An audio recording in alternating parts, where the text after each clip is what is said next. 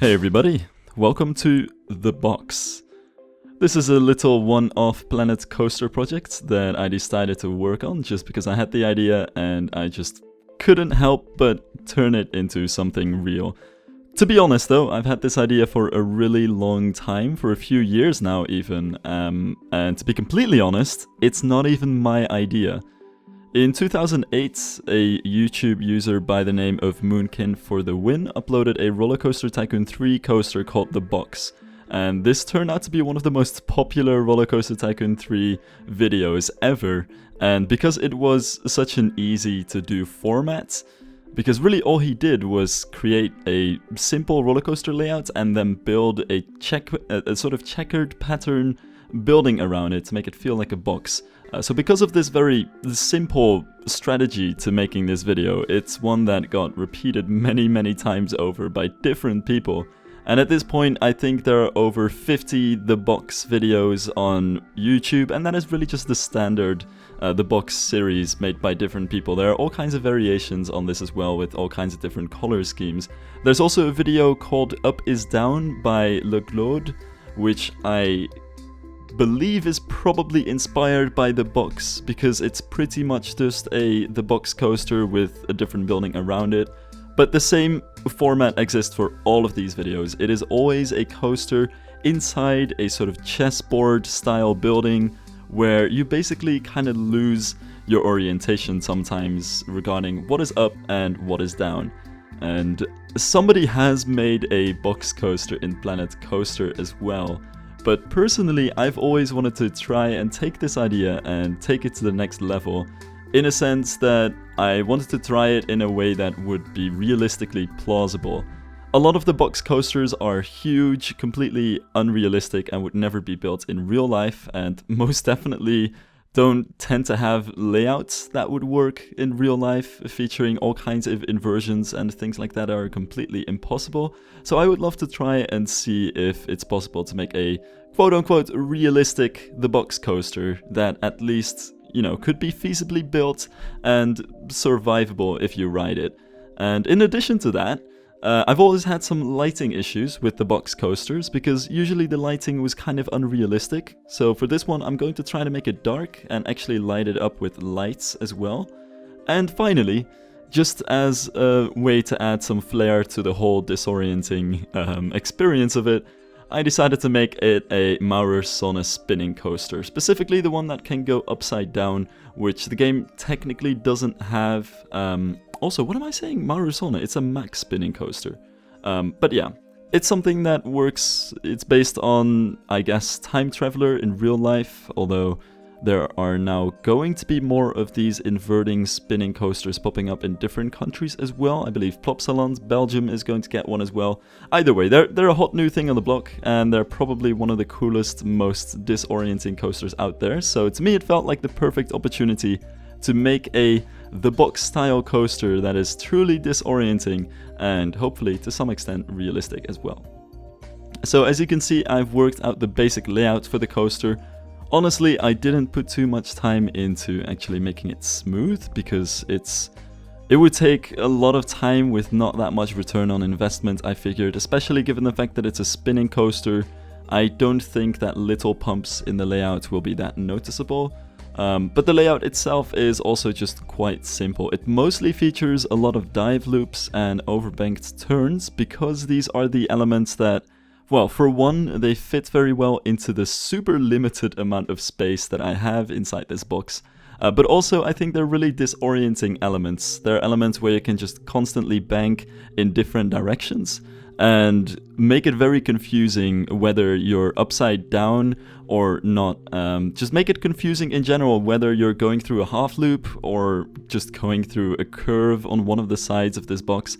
It's just, I feel like these elements flow really well into each other when it comes to trying to make a disorienting coaster where you can't tell what's up and down, but at the same time, not a coaster where the G-forces are going to be ridiculous. So at any time, especially during the inversions, you will have positive forces on this coaster. There's no airtime on it. Of course, there's some hang time, but you never get unrealistic moments where you're hanging by your lap bar on a curve that is banked the other way around or anything like that.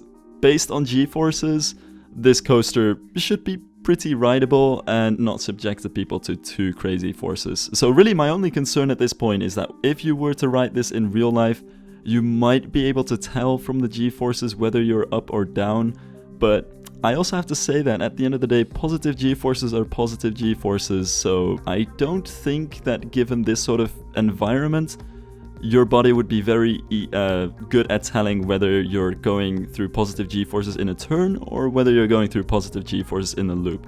But that's hard to tell because this kind of coaster doesn't really exist in real life.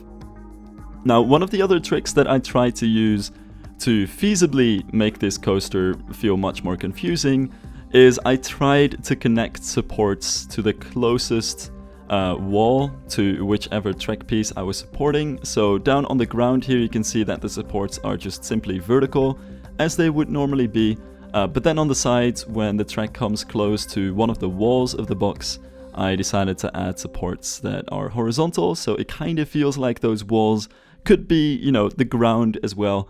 And then when it comes to the track pieces that are on the ceiling, those are attached also to the ceiling. It also kind of helps to not make this entire box a giant mess of supports, because with this layout, it would definitely turn into that if I were to connect everything to the ground. Now, I'm not entirely sure, you know, on an engineering level, how feasible this is, but in my mind, you just have supports that are suspended from the ceiling on top, and then the supports on the side.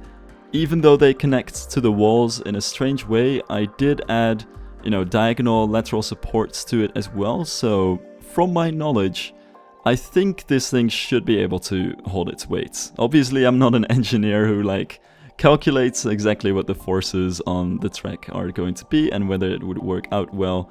But I think it's plausible enough that a coaster could be built this way. So if you look, for instance, at the support that I just built, it's one support that's on the side of the walls, but you can see that there's a horizontal beam and then there is a diagonal beam underneath that, supporting that. So that's realistic enough, but at the same time, it looks like a support that could also be attached to the ground. You never know.